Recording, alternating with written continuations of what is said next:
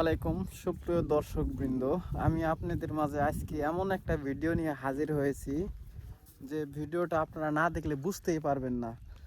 কথা হলো, আমার তো বাসা অলরেডি জানেনই কোথায়, তারপরেও আমার বাসার ঠিকানাটা বলে দিচ্ছি। ডিমলা থানার নীলফামারী জেলা ছাতনায় কলনি হচ্ছে আমাদের বাসা। আর আজকে মানে রানি একটা অ্যাক্সিডেন্ট হয়েছে কিছুদিন আগে, তো সেই রুগীর উদ্দেশ্য আমরা রওনা দিয়েছি, অলরেডি আমরা আসছি। কথা হলো বড় খাতার থেকে হচ্ছে হাতিবান্ধার থেকে পারুলিয়ার থেকে হচ্ছে গুন্টিমারি বাজার আসছি, বাজারের থেকে পশ্চিম দিকে। এখন বর্তমানে উপস্থিত আছি, আমার সাথে ভাইয়া আছে, ভাইয়ার মুখে থেকে আপনারা বাকিটুকু শুনে নেন।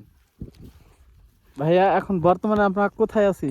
আমরা আসছি যেটা হাতীবান্ধা উপজেলার দক্ষিণ সাইডে।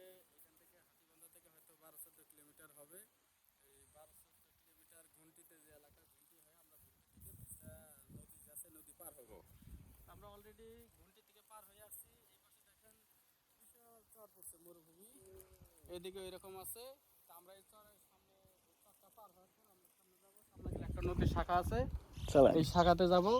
এই নদীটা পার হওয়ার পর যে গ্রাম আছে, এই গ্রামের পর আরেকটা নদী আছে, সেই নদী পার হয়ে যে গ্রামটা হবে, ওই গ্রাম দিয়ে ভাটিতে যাইতে হবে। যার পর একজনের টলি অ্যাক্সিডেন্টে টলিতে দুর্ঘটনা হয়েছে, ওদের নিজস্ব টলি। এই নদীতেই এই পাশে যেটা ঘুন্টি বাজারের সাথে এইখানে অ্যাক্সিডেন্ট হয়েছে। দুইটা পা ভাঙার পরে ওইখানে অনেক কটা হাড়-হাড্ডি ভাঙছে আর কি, বেশ কয়েক জায়গায় ভাঙছে। তো এরা আমাদের লোকেশন পাওয়ার পর খোঁজাখুঁজি বেশ কয়েকদিন থেকে এরা নাম্বার হতে পায়নি, সেই নাম্বারটা যোগাযোগের পরে আজকে আমরা ওই জায়গায় যাচ্ছি সেই ছেলেটা দেখে। এখন মেইন উদ্দেশ্য হচ্ছে চিকিৎসা দিতে হবে, ভালো করার মালিক হচ্ছে আল্লাহ তাআলা। দুর্ঘটনা কখন কার কপালে আসে, কিভাবে আসে সেটা বলা যায় না। এখন আপনি একটা জিনিস জানবেন, শিখবেন, অন্য লোকটা যদি, তখন আপনি যে জিনিসটা জানেন ওই বিপদে যদি আরেকটা লোক পড়ে, তখন কিন্তু আপনার কাছে যাবেই, যে কোনোভাবেই না হোক মানে যাবে, অথবা আপনি তার কাছে যাবেন। এখন ওনার কাছে চিকিৎসা দিতে যাইয়া এই যে আমার ব্যাক সাইডে আপনারা কিন্তু মানে মানে বিভিন্ন ছোট ছোট মানে পানিওয়ালা কেদওয়ালা জায়গা দেখছেন। এই যে আমার হাতে জুতা আছে, হেলমেট আছে, এই যে পিছনে ভাইয়ার হাতেও কিন্তু জুতা আছে। এখন এইভাবে হাঁটতে হবে, কিন্তু প্রায় মিনিমাম 1.5 কিলোমিটার হবে।